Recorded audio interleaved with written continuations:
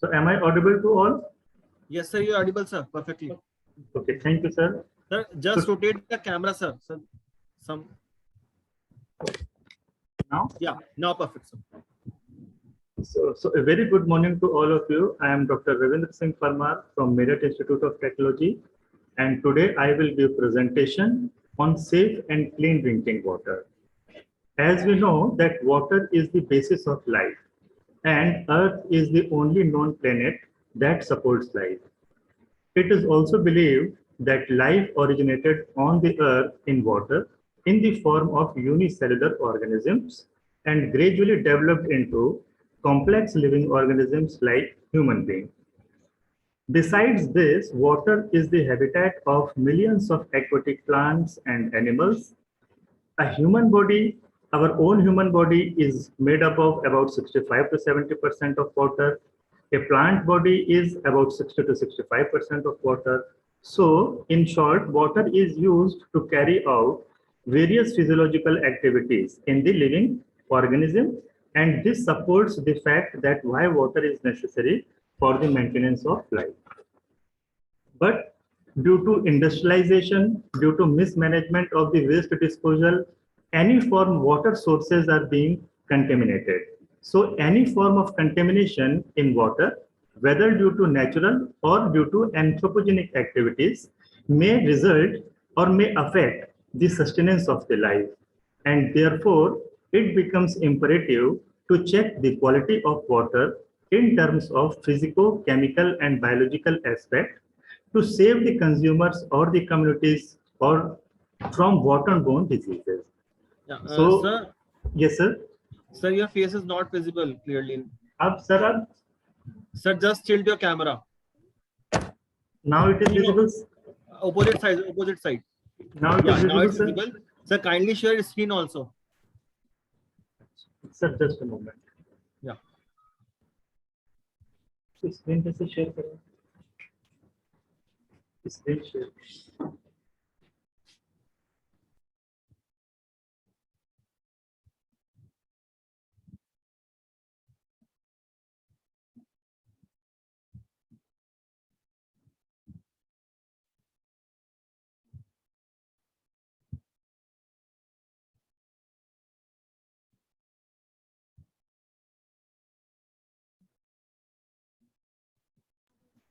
Ayush sir मैंने screen पे share कर की थी. Sir, but it's not visible. Just pin on that screen, sir. Share.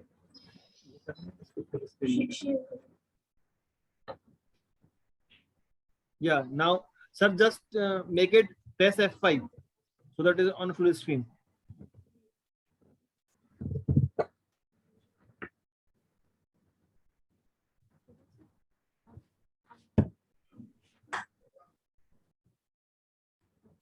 Yeah. Now, sir, it's perfect. That's visible, na, sir? Yeah. Yeah. Okay.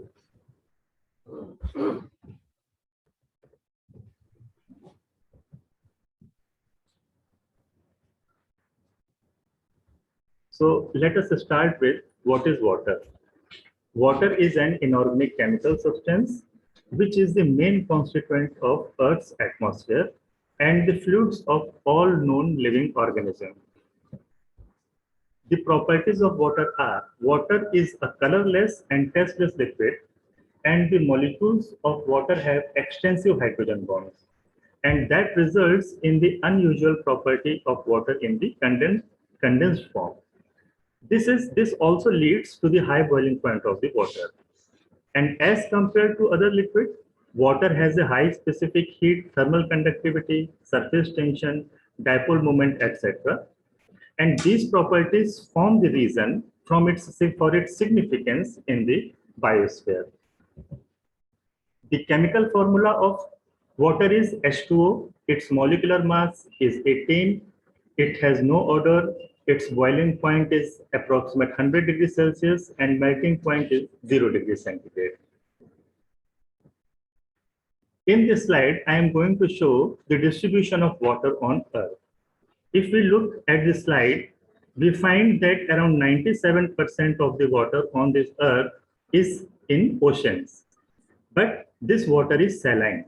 So it is of no use because we can't use in the drinking purpose or we can't use in the industries and in the agriculture also. So the fresh water, only 3% of the water constitutes the fresh water. And of this 3% of fresh water, more than 2/3 is stored in the form of snow in the ice caps and in the glaciers. And the remaining water is called fresh water, which again is stored in the form of groundwater, and the other is available in the form of surface water. This is the slide depicting the different sources of water. Now, let us discuss about the sources of water. The different sources of water we know. The first is rainwater. When the water vapor in the sky precipitates, it rains, and it is the purest form of water, and it does not contain impurities, but it may contain dust particles and dissolved gases like carbon dioxide, etc. When the water vapor in the atmosphere condenses, the small droplets are formed, and when these droplets falls from the air, so in their way, it dissolves all the impurities in it. So that is why rainwater may contain impurities and it may contain dust. It does not contain impurities, but it may contain dust particles and dissolved gases. Now rainwater and water from the water bodies pass through the soil to the rocks lying beneath the ground. As these rocks are non-porous, water collects over them, and this is called groundwater. The groundwater may contain dissolved salts. The mineral content is high, but it is free from any suspended impurities. The next is the sources of groundwater are like open wells, tube wells, artesian wells, springs, and infiltrations. The next is seawater. It is the largest source of water on this earth. It is, but the seawater is saline in nature, as it contains dissolved salts brought by the rivers and rocks in the oceans. So that makes it unfit for the drinking, industrial use, and for agricultural use. The next is surface water. Lakes, ponds, streams, rivers, storage reservoirs. These all constitute surface waters. The biggest advantage with surface water is that it has easy location. The water collected in the water bodies, and these sources are replenished by the rain. The surface water contains dissolved salts and suspended impurities. But the disadvantage with surface water is that they can be easily contaminated. Their water temperature fluctuates throughout the year. The content in the water fluctuates throughout the year. It depends upon various other factors also. So, and the chances of contamination, like industrial effluents, it may also directly contaminate the surface water. So these are some certain disadvantages associated with surface water. This surface water is largely used for the drinking purposes, and it can be used for drinking purpose only after appropriate treatment. Then there is one more sources of water in the urban area, and we call it municipal water supplies. We shall discuss it later in the next slide. Now we are going to discuss water cycle. Water cycle is also known as hydrologic cycle. Thus, water from the ocean or the surface of the earth goes into the air. Goes into the water from the oceans or the surface of the earth, goes into the air in the form of vapors, and it returns back in the form of rain, snow, and hail, and it finally goes back to the ocean. So the circulation of water in this manner is called water cycle. We know that water exists in three forms. It is in the solid, liquid, and the gaseous state. So there are various processes involved in this water cycle. Is evaporation. It is the process in which water changes to water vapor due to heat. And this is the process which occurs at almost entire temperature range. it's the water vapors form and it becomes a part of the air, and the evaporation, the rate of evaporation may increase in the sunlight, or it may decrease, or it may be less in the night or under the shade. Now, plants absorb water through their roots and uses a part of it in the preparation of food, and retains some of the part in the different parts of their body. And this remaining part of this water is released in air as water vapor, and this process is called transpiration. And the water vapor in the air, it goes up and forms cloud by the process of condensation, and this process brings water back to the earth's surface in the form of precipitation. So in short, these are the three main processes: evaporation, condensation, and precipitation, through which water moves throughout the that is how water cycle works. Now the hydrologic cycle is the exchange of energy which influences the climate. It means when water condenses, it releases energy and warms the environment. But when water evaporates, it takes energy from the surrounding environment, and this results in the drop in the temperature. The next slide shows the uses of water. So basically, there could be three uses of water. One is consumptive uses of water, other is partial consumptive uses of water, and the non-consumptive uses of water. So basically, the consumptive uses of water, it means when we use the water and water is removed from the source and it does not go back to the source. So this is called consumptive uses of water, and irrigation is one of the examples.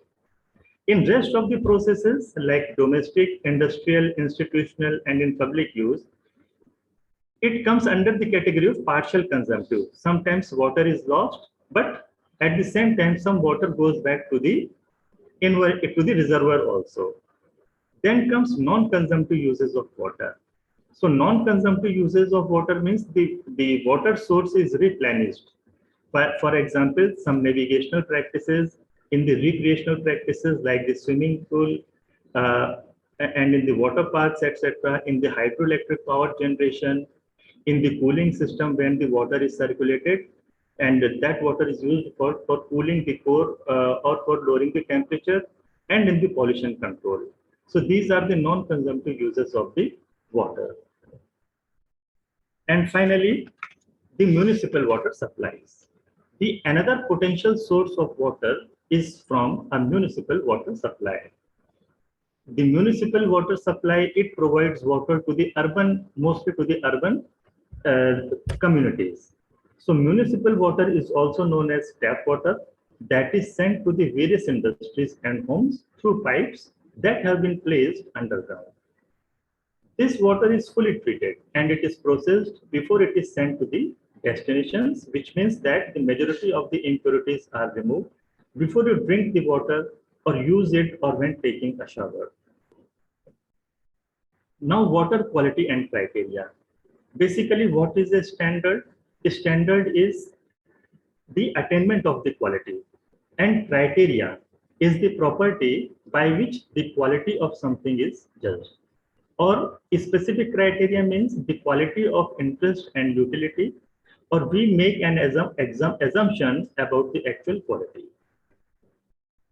There is a need for different criteria because we uses water in the different activities, and for different activities the requirement of the quality of the water is different. For example, कि अगर हम लोग पीने के पानी के लिए पानी का इस्तेमाल करते हैं तो सबसे महत्वपूर्ण बात यह है कि it should be free from any pathogen. इसमें किसी भी तरीके की बायोलॉजिकल इम्प्योरिटी नहीं होनी चाहिए. अगर हम लोग इस पानी का इस्तेमाल इंडस्ट्री के लिए करते हैं तो हमें वहाँ ये देखना पड़ता है कि इसमें सॉल्ट का लेवल कम होना चाहिए जिससे स्केल और स्लज के फॉर्मेशन को कम किया जा सके. इसी तरीके से अगर जब हम लोग इसी पानी का इस्तेमाल जब हम लोग स्विमिंग पूल वगैरह में या वाटर क्रिएशनल पार्क में करते हैं तो वहाँ पर हमें पानी में हार्डनेस को भी कंट्रोल करना पड़ता है जिससे कि जो पाइप और फिटिंग है, जो वाटर सर्कुलेशन जहाँ पर हो रहा है उनमें स्केल और स्लश से उसके फ्लो चेक ना हो जाए, रुक ना जाए। और इसी तरीके से उसमें क्लोरीन के लेवल को भी बढ़ाना पड़ता है, जिस वजह से कि जो बायोलॉजिकल जो पैथोजेंस हैं वो कंट्रोल में रहे और लोगों में किसी तरीके का कंटेमिनेशन ना हो सके। इसी तरह से जब हम लोग इरिगेशन के लिए एग्रीकल्चर एक्टिविटीज के लिए पानी का हम लोग इस्तेमाल करते हैं, तो वहां पर हम ये ध्यान रखते हैं कि पानी में सैलिनिटी ज्यादा नहीं होनी चाहिए। अगर सैलिनिटी ज्यादा होगी तो it will and up in the x osmosis, और इससे क्या होगा कि फसलों की जो यील्ड है, क्रॉप यील्ड पे, इसके ऊपर इफेक्ट पड़ेगा। साइंटिफिक स्टडी और एजुकेशन में हम लोगों को केमिस्ट्री लैब में अनेक तरीके के सॉल्यूशन बनाने पड़ते हैं, तो वहां पर डिस्टिल्ड वाटर यूज किया जाता है, यानी कि water that should not contain anything. किसी भी तरीके के उसमें मिनरल्स, सॉल्ट या कोई भी चीजें नहीं होनी चाहिए जो सॉल्यूशन की कंसंट्रेशन को या कंपोजिशन को चेंज कर दें। So need for different criteria: drinking water, irrigating crops, industrial processes, production and culture of aquatic life, जैसे कि लोग एक्वेरियम घर में बनाते हैं या कहीं पर फिशी कल्चर है, मछलियों का पालन कर रहे हैं, उसका इकोनॉमिक प्रोडक्शन हम लोग अगर कर रहे हैं, तो ऐसे फॉर्म के लिए हम लोगों को पानी की क्वालिटी को मेंटेन करना जरूरी होता है, जिससे कि वो सिस्टम ठीक से काम करते रहें। And navigation and shipping, recreation and scientific study and education. Now the question comes, what is the safe drinking water? Or how do you define the water is clean and safe enough for the human consumption? So certain criteria are: the safe drinking water, it should be free from pathogenic agents. It should not bear any microorganism, bacterial or of viral origin. It should not also contain harmful chemical substances.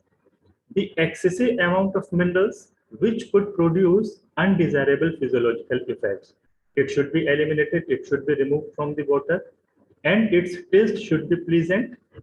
It should be free from the color and the odor. It should not have color or odor. Basically, if there is certain color or if the water has unpleasant odor, it reflects the uh, inclusion of some anthropogenic inclusion of some contaminants in the water, and it should be usable for all domestic purpose, like in the cleaning of the hand, in the cleaning of the utensils, in the cleaning of the vegetables and fruits, etc. So it should be usable for all the domestic purpose. There is a WHO fact sheet which states that by the year 2015, 91% of the world's population had access to an improved drinking water source. You know, government is spending a lot of money so that in all the part of the country, the safe and clean drinking water can be provided to the masses. Because many diseases are results from due to poor sanitary condition, unhygienic condition, and due to the bad quality of the water. Till now, 2.6 people have gained access. Approximately 2.6 billion people have gained access to an improved drinking water source since 1990. 4.2 billion people now have water through a piped connection. 2.4 billion people access water through other improved sources, including public taps, protected wells, and boreholes. And approximately 159 million people are still dependent on surface water. Contaminated water, it can transmit various diseases like diarrhea, cholera, dysentery, typhoid, and polio. Now the current water situation of the world is, in present time, more than 10% of the world population do not have access to the safe drinking water, especially in the remote rural areas. Approximately 40% of the population do not have sufficient drinking water for adequate living and hygiene. And it has been estimated that by 2050, the water scarcity will affect at least 200 to 700 crore people are out of total 930 crore. So these all are approximations, estimates. Now we shall discuss about water-related diseases. Basically, what would happen if we consume contaminated water or the water which has pathogen? So the water related disease can be classified into two categories, one biological and the other is chemical. Now, biological waterborne diseases. This slide shows the cause by the presence of pathogen and the diseases. So what would happen if viral, bacterial, protozoal or helminthic pathogens are present in the water? So ultimately these will give rise to hepatitis, rotavirus, diarrhea, typhoid, paratyphoid, cholera, and such kind of diseases. The diseases caused by the presence of aquatic host. Now there are certain small animals which lives in water, which resides in water, and they act as a carrier of the disease, like schistosomiasis and the guinea worm. So these are basically the parasites, and when we encountered such kind of diseases, basically the symptoms of the diseases are watery diarrhea, abdominal pain, blood. Sometimes blood may come in the stool or in the urine, intestinal fever is there, or sometimes yellowing of the skin or yellowing of the white of the eyes happens, and fever and body pain. So these all are the symptoms of these waterborne diseases. Now, the chemical part caused by the presence of the, sometimes the diseases caused by the presence of the chemicals also, like fluoride. Fluoride, sometimes it is being added in the water. The municipal corporation पानी में fluoride की मात्रा को add करता है क्योंकि fluoride जरूरी है बोन्स की ग्रोथ के लिए, लेकिन एक्सेस ऑफ फ्लोराइड क्या करता है, ये इनके जॉइंट्स में डिपॉजिट हो जाता है और जो क्या क्या ऑर्थराइटिस जैसे प्रॉब्लम को भी क्रिएट करते हैं। नाइट्रेट पूरी तरीके से ये एक कंटेमिनेंट है और ये एग्रीकल्चर फील्ड्स में जो हम लोग फर्टिलाइजर यूज करते हैं वहां से इसका इंट्रोडक्शन होता है। बारिश के दिनों में when the fields are filled with water, तो पूरी तरीके से भर जाते हैं, तो जो नाइट्रेट्स हैं, फॉस्फेट्स हैं, जिनको हम लोग कई बार फर्टिलाइजर के फॉर्म में खेतों में डालते हैं, ये पानी में बह करके सरफेस वाटर में, पॉन्ड्स में, लेक्स में या रिवर्स तक पहुंच जाते हैं और वहां पर ये हम लोगों के फूड चेन में इंक्लूड हो जाते हैं। तो नाइट्रेट अगर हम लोगों के फूड चेन में आ जाएगा, हम लोगों के वाटर सिस्टम में आ जाएगा, तो ये हीमोग्लोबिन जो ऑक्सीजन को बॉडी के हर टिश्यूज में पहुंचाने का काम करता है, ये उसको अफेक्ट करता है ऑक्सीजन के एब्जॉर्प्शन को। तो ये एक तरीके की बीमारी हो जाती है मेथेनोग्लोबिनीमिया, जिसको हम लोग कहते हैं। अगली कंडीशन है this due to inadequate water disease like helminthic diseases, trachoma, conjunctivitis, ascaris, ascariasis, ये सब सफाई न रखने की वजह से बीमारियां क्रिएट होती हैं due to the inadequate use of water and due to insects breeding in the water. जैसे बरसात का मौसम आ रहा है तो म्यूनिसिपल कॉर्पोरेशन एडवाइजरीज इशू करते रहते हैं कि अपने घर के आसपास पानी को नहीं इकट्ठा होने दें, क्योंकि वो जगह जो होती है इंसेक्ट्स की ब्रीडिंग ग्राउंड बन जाती हैं और ये क्या करते हैं, कैरियर की तरह काम करते हैं और पैथोजेंस को हम लोगों तक पहुंचाने का काम करते हैं। For example malaria, filaria, dengue and African trypanosomiasis. Ayush sir? जी सर। सर कुछ मेरे लिए कुछ पार्टिसिपेंट्स हैंड रेज कर रहे हैं, वो क्या कर रहे हैं? हैंड रेज कर रहे हैं, कोई ऐसा इश्यू तो नहीं है? सर नहीं, कोई इशू नहीं है, वो एंड में क्वेश्चन सेशन हम रखेंगे। अच्छा ठीक है। और सर यहाँ पर एक मैसेज आ रहा है, please move this window away from मेरी स्क्रीन पे। नो, कोई नॉट इशू सर। अच्छा ठीक है sir, you can continue sir. ठीक है sir. Now the water quality criteria and standards. The guidelines for drinking water quality is recommended by WHO and it relates the following variables. Number one is acceptability aspects, microbiological aspects, chemical aspects and radiological aspects.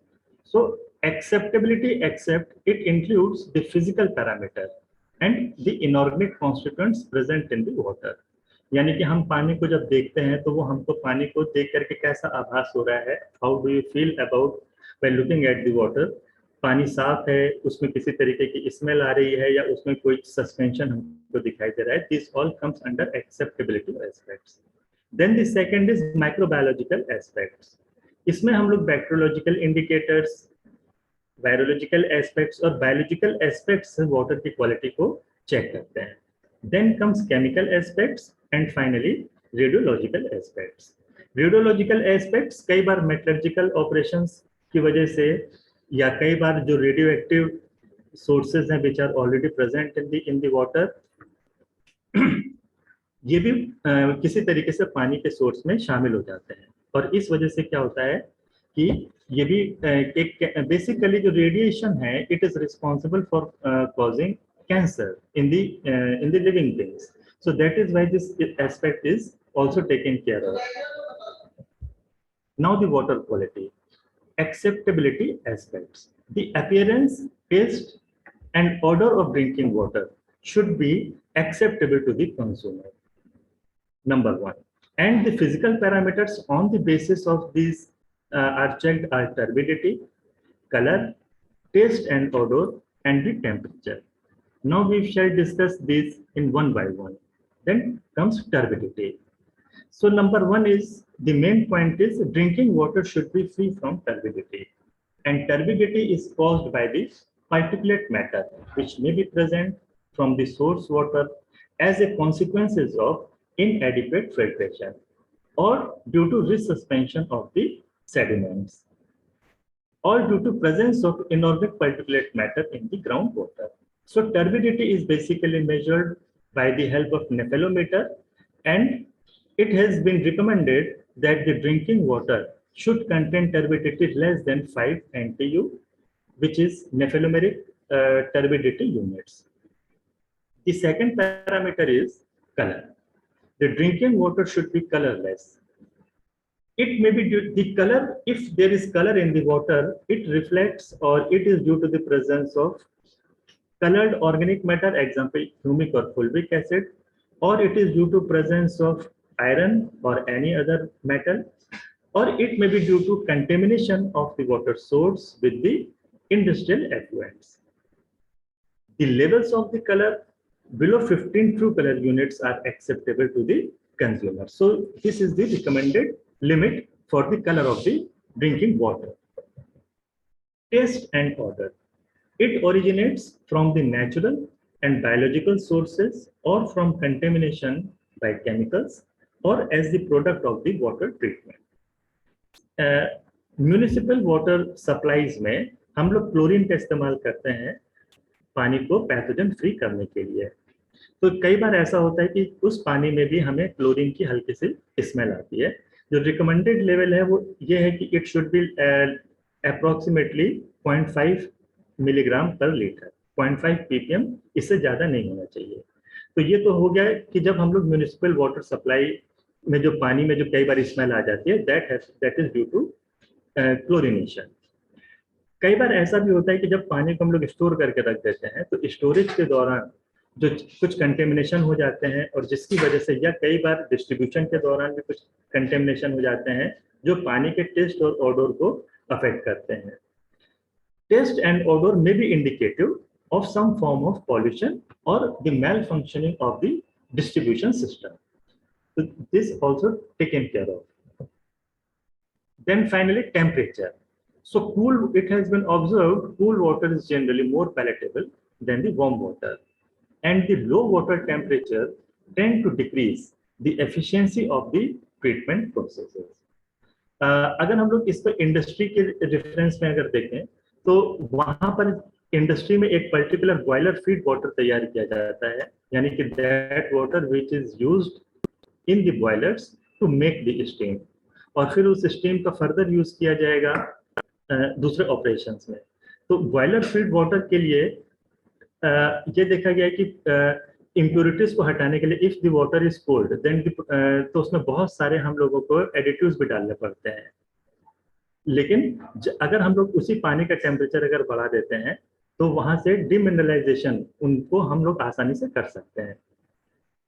High water temperature enhances the growth of the microorganisms and taste and color and corrosion problems may also increase. Open sources may, if the water, if the temperature of the water is very low, so obviously it will inhibit the growth of the microorganism. ये उनके भी growth को कम कर देता है. 30 to 35 degree centigrade temperature जो है ये माइक्रो ऑर्गेनिज्म की ग्रोथ के लिए, एल्गल कॉलोनीज की ग्रोथ के लिए ये बहुत इंपॉर्टेंट होता है. तो इस तरीके से जो टेम्परेचर है वो भी एल्गल, फंगल और डायएटम्स और फाइटोप्लैंक्टन्स की ग्रोथ को टेम्परेचर भी रेगुलेट करता रहता है. As such, no guideline value is recommended as its control is impracticable. So, to sum up, we cannot judge the quality of drinking water only by physical parameters alone. And a detailed chemical and microbiological examination is also needed for the complete assessment. Now, the inorganic constituents, which are generally found in the surface water and in the groundwater. The main component is chloride. So all water, including rainwater, it contains chloride. The high concentration of the chloride gives salty taste to the water. The taste threshold depends upon the associated cation, whether chloride is associated with calcium or magnesium or with some other cation, is in the range of 200 to 300 milligram per liter. If the concentration goes beyond 250 milligram per liter, then we can detect it by the taste. And the maximum permissible level recommended is 600 ppm or milligram per liter. Then comes hardness. It is again one of the most important parameter. Basically, hardness is defined as the soap consuming capacity of the water. It is indicated by the precipitation of soap scum and the need for excess use of soap to achieve cleaning. On the basis of hardness, water can be classified into the 4 categories. Soft water, when the concentration of the hardness in terms of calcium carbonate equivalent is 0 to 75 milligram per liter. Moderately hard, when it is 75 to 150. Hard water is considered when it is 75 to 150 milligram per liter, and when the concentration of the hardness causing calcium and magnesium goes beyond 300 milligram per liter, then we call it a very hard water. There is another important feature is salinity. Salinity is basically, it tells us about the presence of sodium and chloride ion in the water. So salinity is also a measure of the content of the salt, but salinity is a measure of the content of the salts in the soil or water, and these salts are highly soluble in the surface and groundwater, and it can be transported with water movement. So even though there are smaller quantities of other ions in seawater, say for example potassium, magnesium and sulfate, sodium and chloride ions represents about 91% of all the seawater ions. The fresh water contains much lower level of the salt ions. The fresh water has a salinity of 0.5 ppt, parts per trillion or less. Salinity we can measure salinity by the conductivity experiment. So there are other methods also like refractive index, or by the measurement of the density, salinity can be determined. But in our laboratories, we use conductometer to measure the salinity, the magnitude of salinity. Then comes alkalinity. Alkalinity is a measure, it should not be confused with hardness, as it is a measure of the acid neutralizing capacity of the water. The main sources for the natural alkalinity are carbonates, bicarbonates, and hydroxides compounds, borates, silicates, and phosphates, which are present in the soil, in the rock, bedrock. It contributes to the alkalinity in the water. So high alkalinity is good to have in our drinking water because it keeps the water safe for us to drink. And the acceptable range for typical drinking water is 50 to 150 milligrams per liter. Ammonia. Ammonia, basically, it is the product of decomposition. Whether it originates in the environment from the decomposition of the agricultural processes. Rearing of farm animals, it also gives much higher levels in the surface water. And the natural level in ground and surface waters are, the concentration are usually below 0.2 milligram per liter. It also results in nitrite formation in the distribution system, and it also can cause failure of the filters for the removal of manganese, and it can cause taste and odor problem. pH. pH is the most important water quality parameter. The seawater pH is 8 to 8.5, and the freshwater pH is generally reported from 6.5 to 9. pH level of less than 7 may cause severe corrosion problem, and it may increase the levels of the lead also. So lead is basically, it is called plumbosolvency, where the lead pipes are used in the distribution of water. So if the pH of the water goes below 7, so the chances are there that lead may dissolve and comes in the food chain. At the pH more than 8, there is a progressive decrease in the efficiency of the chlorine disinfection progress. The acceptable pH of drinking water is 6.5 to 8.5. pH क्यों एक important water quality parameter होता है? क्योंकि ये क्या करता है कि जो सेडिमेंट्स हैं, सपोज कि कोई सरफेस वाटर है या पॉन्ड्स हैं, तो सेडिमेंट्स अगर पीएच कम हो जाएगी पानी की फॉर सम एंथ्रोपोजेनिक रीजन और जिसको हम लोग एक एसिड रेन का जो कॉन्सेप्ट था वो भी एक यही था कि अगर पीएच 7 से कम होगी तो सेडिमेंट्स में बहुत सारे मिनरल्स जो फिक्स फॉर्म में रहते हैं वो भी सॉल्यूशन फॉर्म में आ जाएंगे, और एक बार अगर सॉल्यूशन फॉर्म में आ जाएंगे तो फिर वो हम लोगों के फूड चेन में इंक्लूड हो जाएंगे और उनके इफेक्ट ठीक नहीं होते हैं. देन वाटर क्वालिटी हम लोग डिस्कस करेंगे हाइड्रोजन सल्फाइड के लिए. हाइड्रोजन सल्फाइड बेसिकली एनारोक्सिक कंडीशन में बनता है. इसकी smell, the rotten egg order is the result of the oxygen depletion and subsequent reduction of sulphate by the bacterial activity. The taste and odor threshold in water are estimated to be between 0.05 to 0.1 milligram per liter. Then comes iron. On exposure to anaerobic groundwater, it may contain ferrous iron at the concentration up to several milligram per liter without discoloration or turbidity in the water when it is directly pumped from the well. On exposure to the atmosphere, the ferrous iron oxidizes to the ferric iron, giving reddish brown color. And iron promotes the growth of the bacteria. Generally, no noticeable taste has been found when the concentration of iron in the water is below 0.3 ppm, but when its concentration goes beyond 0.3 milligram per liter or 0.3 ppm, the stains on the laundry, it may appear. The other inorganic constituents are sodium, sulfate, and total dissolved solids. The average taste threshold for the sodium is about 200 ppm. The taste impairment is minimal at sulfate level, or we can say the permissible level of sulfate in the water is 250 milligram per liter, and the palatability of water with a TDS level less than 600 milligram per liter is generally considered to be good. If the level goes beyond this, then the taste of the water changes. The inorganic zinc, magnesium, copper, and aluminum, these may also present in the water. The zinc permissible limit, it is 4 milligram per liter. The magnesium concentration, the acceptable range is below 0.1 milligram per liter. Staining of laundry and sanitary ware occurs at copper concentration, again it more than 1 milligram per liter.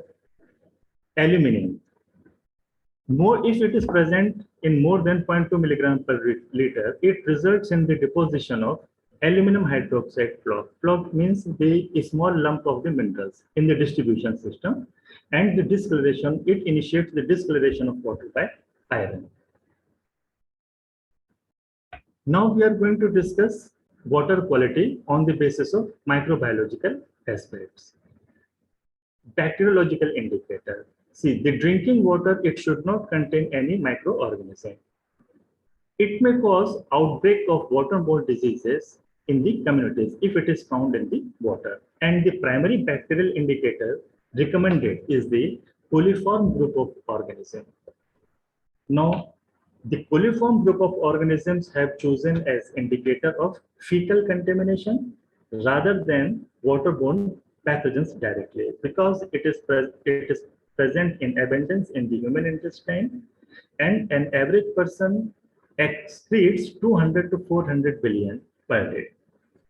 It can be easily detected by the cultural method as small as one bacteria in 100 ml, and it can survive for a longer period of time than the other pathogen. And also it has greater resistance to natural purification than the water-borne pathogens. There is another bacteria, fecal streptococci. It regularly occurred in the fecuses, but in the much smaller amount than the E. coli. And its presence in water is regarded as important confirmatory evidence of recent fecal pollution in the water. The virological aspects, it is disinfection. Basically, chlorine is used with 0.5 milligram per liter. As I have said earlier, the chlorine is being used by in the municipal water supply. And if it is the disinfection with 0.5 milligram per liter of free chlorine residual after contact period of at least 30 minutes at pH 8 is sufficient to inactivate the virus.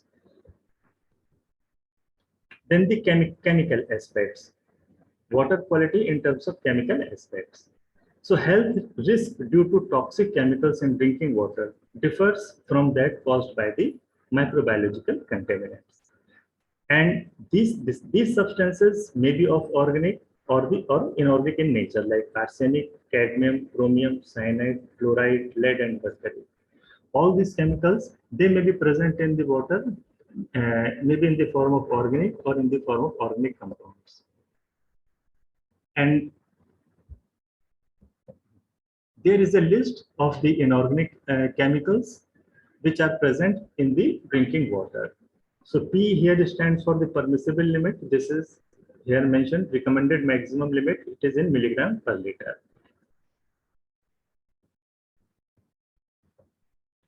Then finally, the water quality in terms of radiological aspects. Generally, radiological hazards may derive from ionizing radiation emitted by a number of radioactive substances or chemicals present in the drinking water. And such hazards from drinking water are rarely of public health significance, and radiation exposure from drinking water must be assessed alongside the exposure from the other sources. So the approach is taken in the guidelines for controlling radiological hazards, and it is two stages. One is initial screening for the gross alpha and beta activity to determine whether the activity of concentration which is in becquerel per liter are below levels or at which no further action is required. And if these screening levels are exceeded, so investigation of the concentrations of the individual radionuclides and comparison with the specific guidelines are being done. So in the radiological, the water quality, when water quality is assessed in terms of radiological aspects, so gross alpha and beta activity are measured, and the activity of the radioactive material is the number of the disintegration per unit time. The unit of activity is becquerel, and 1 becquerel is equal to 1 disintegration per second. And the proposed guideline values are gross alpha activity, it should be 0.1 becquerel per liter, and the gross beta activity, it should be 1 becquerel per liter. Generally, जो radionuclides होते हैं, ये metallurgical operation से कभी-कभी ये release हो जाते हैं. कई बार बहुत सारे ऑपरेशंस ऐसे हैं जैसे कि रेडियो एक्टिव स्टडीज हैं, रेडियो एक्टिव केमिकल्स का जो यूज होता है वो न्यूक्लियर रिएक्टर्स में भी किया जाता है. वैसे तो इनका सेफ डिस्पोजल करते हैं, और इनको जमीन में कहीं ऐसी जगह पर गहरे में दबाया जाता है जहां पर वाटर टेबल बहुत नीचे हो, जिससे कि ग्राउंड वाटर लेवल किसी तरीके से कंटेमिनेटेड ना हो सके। लेकिन कई बार ऐसा भी होता है कि सम रीजन और अदर रीजन किसी वजह से एक्टिविटी वहां से भी लीक हो जाती है, तो देन इट में कंटेन द ग्राउंड वाटर। तो अगर ग्राउंड वाटर में किसी तरीके से कंटेमिनेशन पहुंच जाता है तो सरफेस वाटर की तुलना में इसको क्लीन करना या इससे छुटकारा पाना कहीं ज्यादा खतरनाक होता है। तो अगर इस तरीके से कहीं पर पॉसिबिलिटीज होती हैं कि कहीं पे इस तरीके के मटेरियल, रेडियो एक्टिव मटेरियल की प्रोबेबिलिटी है, तो वहां पे तब रेडियोलॉजिकल एस्पेक्ट्स को भी टेस्ट किया जाता है कि पीने के पानी में किसी तरीके से इनकी कोई वैल्यूज तो नहीं आ रही हैं, और अगर ये इनके परमिसिबल लेवल से कम है तो that water is fit for the drinking purpose. So that was all from my side. Thank you all of you.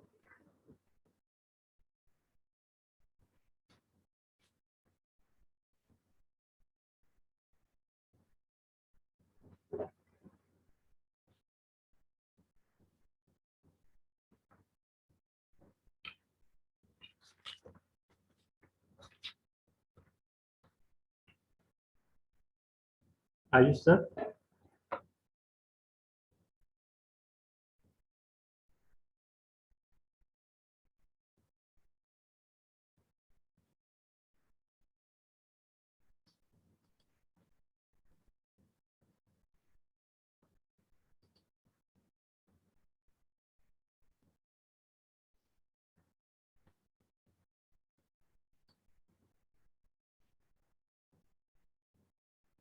Ayush sir.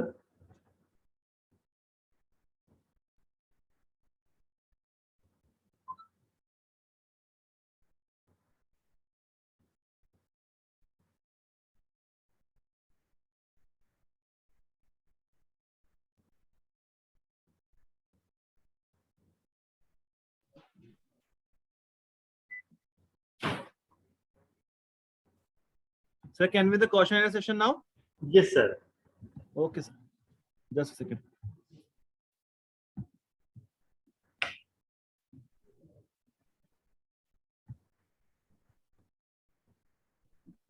It's a request to all the participants. If anybody has any question regarding the discussion done on safe drinking water, social and quality criteria, you can write in chat box so that we can take these questions also.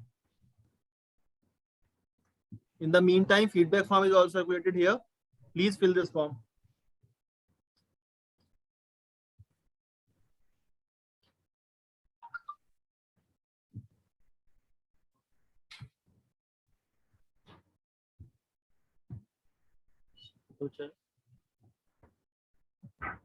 No.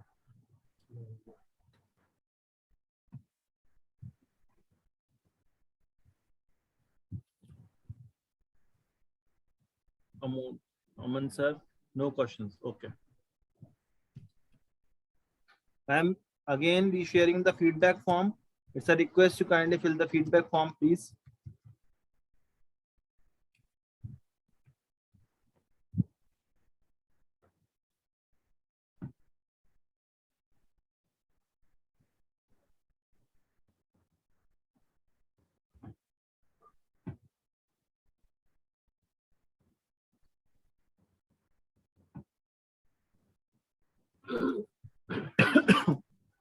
So I think that no questions are there on the topic. I think everything you have explained in a very fantastic way and is understood by all the participants. Thank you sir. So we think that we should wind up the session now. Well, thank you once again for the participants that you are continuously joining the sessions. I am seeing the same names. So one question came, how to know exact value for us to drink? जो exact value है ना, इनकी list already जो central pollution control board है या जो जितने भी वाटर सप्लाई बोर्ड है, ये यहाँ पर हमें मिल जाएंगी, जो इनकी डिफरेंस वैल्यू है, तो उससे हम लोगों को पता चल जाता है। बेसिकली हम लोग सारे टेस्ट खुद तो कर नहीं सकते हैं, तो जो भी एजेंसीज हैं जो वाटर क्वालिटी को चेक कर रही हैं, तो हम लोग अपनी वैल्यूज को, जो हमारी वैल्यूज एक्सपेरिमेंटल वैल्यूज आ रही हैं, उनको हम लोग रेफरेंस वैल्यू से मैच कराते हैं, तो वो उनकी रेंज में होनी चाहिए। अगर हमारी कोई वैल्यू ज्यादा आ रही है तो फिर हमें ये देखना पड़ेगा कि इसका रीजन क्या है, what is the probable cause. ये है sir.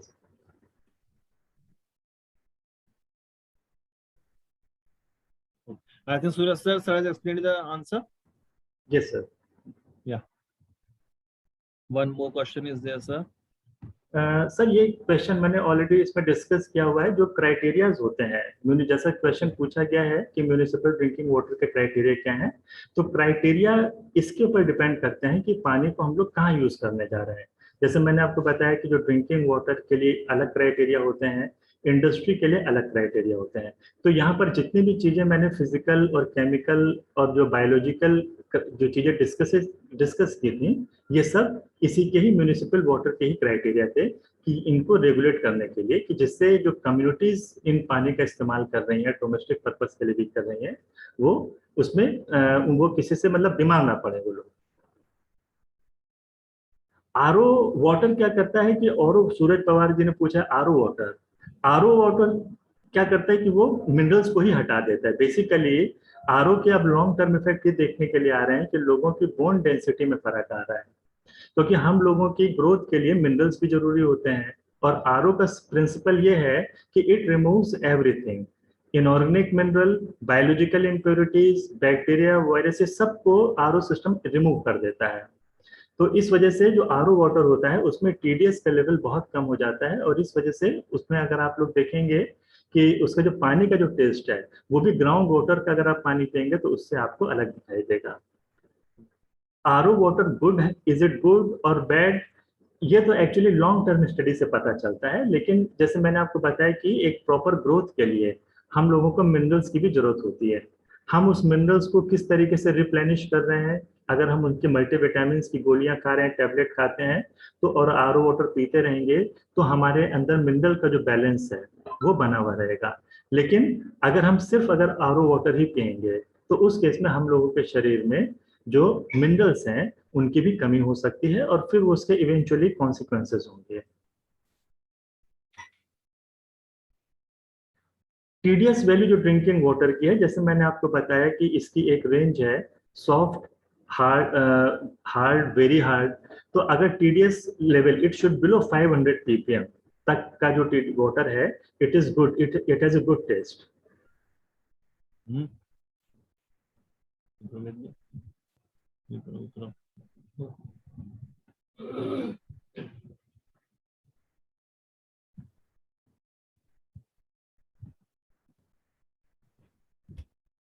As no more questions are there now, जी सर।